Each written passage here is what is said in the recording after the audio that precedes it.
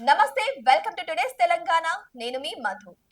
BRS కాలగర్భంలో కలిసిపోతున్న party అని, విపరీతమైన అవినీతి సొమ్ము వచ్చాక పంపకాలు ఒకరినొకరు సహించుకోలేని పరిస్థితి ఆ పార్టీలో దాపురించిందని సీఎం రేవంత్ రెడ్డి సంచలన వ్యాఖ్యలు చేశారు.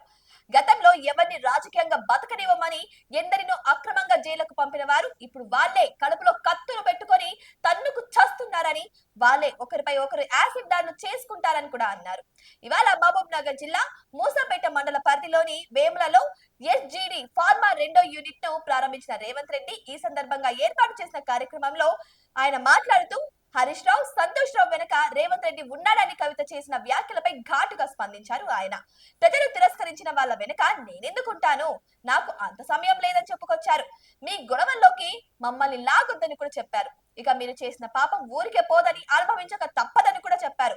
ఇక వలసల జిల్లా పాలమూరు ఇవాళ తెలంగాణ రాష్ట్రానికి నాయకత్వం వహిస్తుందని ముఖ్యమంత్రి రేవంత్ రెడ్డి అన్నారు. కృష్ణా జలాలు పక్క నుంచే వెళ్తున్న తాగు సాగునీటి కోసం ఈ జిల్లా ఇబ్బందులు పడిందని, అయినా నాటి ప్రభుత్వ పెద్దలు సమస్య పరిష్కారానికి ప్రయత్నాలు కూడా చేయలేదన్నారు. గతంలో ఇందిరాగాంధీ భూస్వాముల నుంచి భూములు సేకరించి పేదలకు పంచారు.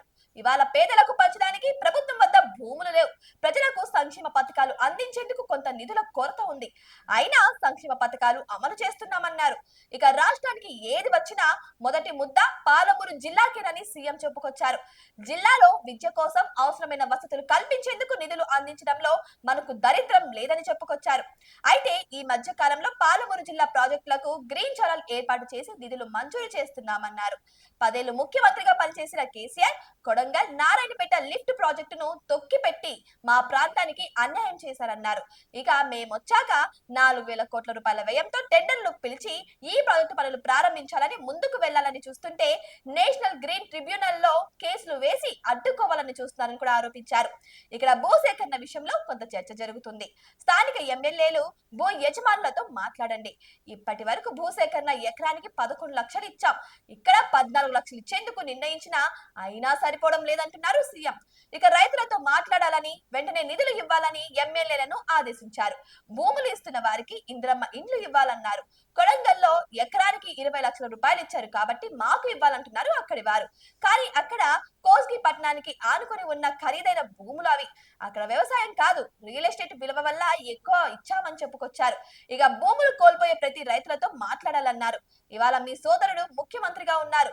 మీకు నష్టం జరిగితే మంత్రి శ్రీహరికి, ఇక ఎమ్మెల్యే పన్నికకు నష్టం జరిగినట్లే అని కూడా చెప్పారు. ఇక ఎట్టి పరిస్థితుల్లో మీకు నష్టం జరగనివ్వమన్నారు. Warangal, Narayanpet, Palamuru, Rangareddy, Vikarabad to Krishna railway line, ఇక కల్వకుర్తి లిఫ్ట్ ఇరిగేషన్, సంగంబండ, భీమా, నెట్టెంపాడు, కోయల్ సాగర్ వంటి ప్రాజెక్టులను ఇప్పుడు పూర్తి చేయకపోతే మళ్ళీ ఇంకెవరు పూర్తి చేసేవారని కూడా అన్నారు.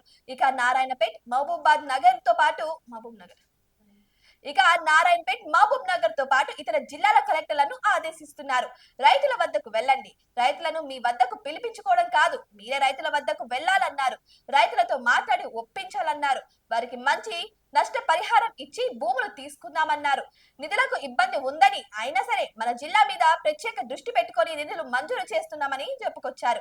అయితే ఈ ప్రాజెక్టులను అడ్డుకోవాలని కొన్ని రాజకీయ పార్టీలు చేస్తున్న తప్పుడు ప్రచారాలను ప్రజలకు కళ్లకు కట్టినట్టు ప్రజలకు వివరించాలని మీడియాకు విజ్ఞప్తి చేశారు. బూర్గుల రామకృష్ణరావు తర్వాత ఈ జిల్లా బిడ్డకు ముఖ్యమంత్రి రావడానికి 75 ఏళ్లు పట్టింది. అంటే ఇప్పుడు అవకాశం వచ్చింది. ఇన్నేళ్లలో ఈ జిల్లాలో ప్రారంభించిన ఒక్క ప్రాజెక్ట్ అయినా పూర్తి అయ్యిందా అని ప్రశ్నించారు. నాయకత్వ లోపంతోనే ఇవి నిర్లక్ష్యానికి గురయ్యాయని చెప్పుకొచ్చారు. ఇక చేయాలని సంకల్పంతో నిధులు విడుదల చేస్తున్నాం. ఇటువంటి తరుణంలో కొన్ని రాజకీయ పార్టీలు అడ్డుకోవాలని ప్రయత్నం చేస్తున్నాయి. ఈ ప్రయత్నాన్ని మీడియా అడ్డుకోవాలని సూచించారు సీఎం రేవంత్ రెడ్డి.